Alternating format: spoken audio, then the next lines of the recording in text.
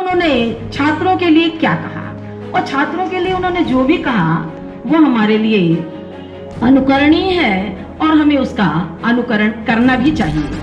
उन्होंने कहा, शिक्षित बनो, संगठित रहो और संघर्ष। सत्य में एक बहुत इनकन्वीनियंट आदत है, वो निकलता है 70 साल बाद, 100 साल बाद आप उसे दबा नहीं सकते। मैंने पुस्तकों का लेखन और संपादन भी कर चुकी हैं और बहुत सारे सेमिनारों में इंडिया के साथ साथ बाहर भी आपने कई सेमिनारों में अपनी प्रतिभागिता दे करके अपने विचारों को वहाँ पर प्रमुखता के साथ रखा है। ऐसे महनीय व्यक्तित्व को मैं सादर आमंत्रित करती हूँ कि आप अपने विचारों से हमारी छात्राओं और छात्रों का मार्गदर्शन करने की कृपा करें। धन्यवाद।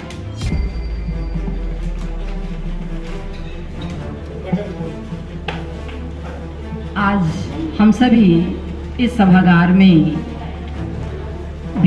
बाबा साहब भीमराव अंबेडकर के 67वें महापरिनिर्वाण दिवस पर मनाने के लिए एकत्रित हुए हैं। मैं इस सभागार में उपस्थित सभी अतिथियों, छात्र छात्राओं, मंचस्थ गणमान्य, अपने वरिष्ठ प्राध्यापकों के सहित अपने श्रद्धा सुमन अर्पित करती हूँ और अपने मुझे विशिष्टता का मुख्य का पद दिया गया है, तो मेरा कर्तव्य है कि अब तक जिन वक्ताओं ने अपने विचार यहाँ प्रस्तुत किए हैं, मैं पहले उनकी बात करूँ और फिर मैं अपनी बात करूँगी। समय कम है और बहुत ही संक्षेप में होगा, तो मेरे से पूर्व सबसे पहले वक्ता हमारे रहे मोहम्मद अजहरुद्दीन। इनका जो वक्तव्य था वो समेकित था। इन्होंने बाबा साहब अम्बेडकर के विभिन्न पहलुओं को अपने ओजपूर्ण भाषण में व्यक्त किया, चाहे उनका पत्रकार का व्यक्तित्व रहा हो या दलित जीवन का रहा हो, समाजशास्त्री का रहा हो, अर्थशास्त्री का रहा हो। सारे परिप्रेक्ष्यों को उन्होंने अपने भाषण में समेटा। और हमारे दूसरे वक्ता रहे डॉक्टर वीरेंद्र कुमार जी।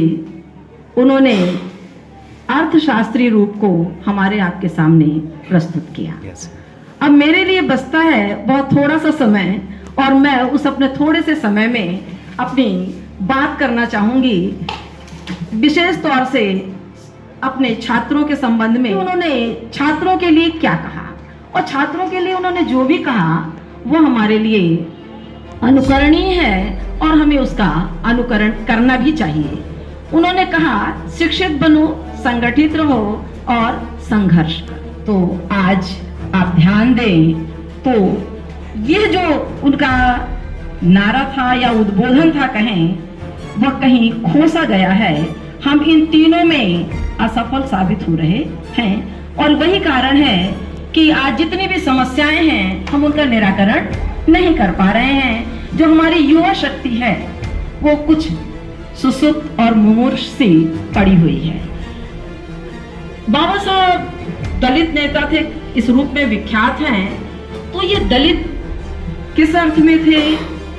शायद उन्होंने अपने जीवन में इसको बाल्यावस्था से भोगा था। उनका भोगा हुआ यथार्थ था जिसने उस जातीयता पर कुठाराघात किया और जिसके लिए वो आजन्म संघर्ष करते रहे कि यह जाति का जो कोड है इसे मुझे समाज से हटाना है।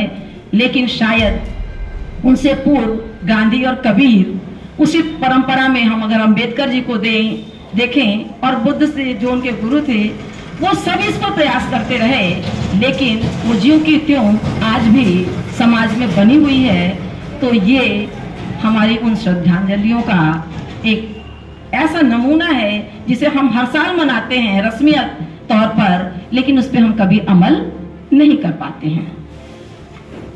अंबेडकर जी ने अपने विचारों को, अपने जाति लोगों को जन जागृत करने के लिए समाचार पत्रों के प्रकाशन किए, जिसमें मूक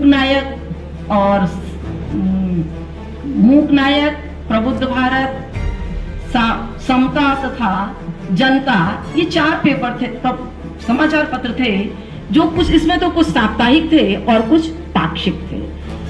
उनका उद्देश्य पत्रकारिता नहीं था, उनका उद्देश्य था अपने विचारों को जनमानस तक पहुंचाना।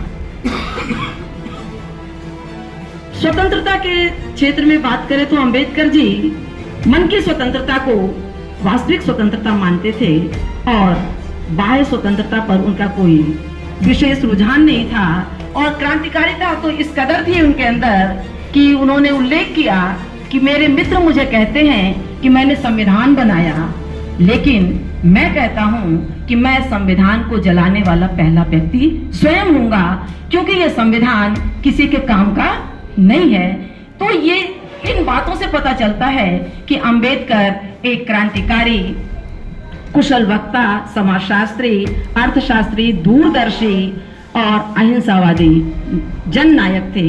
इन्हीं शब्दों के साथ मैं अपनी बात समाप्त करूंगी। जय हिंद।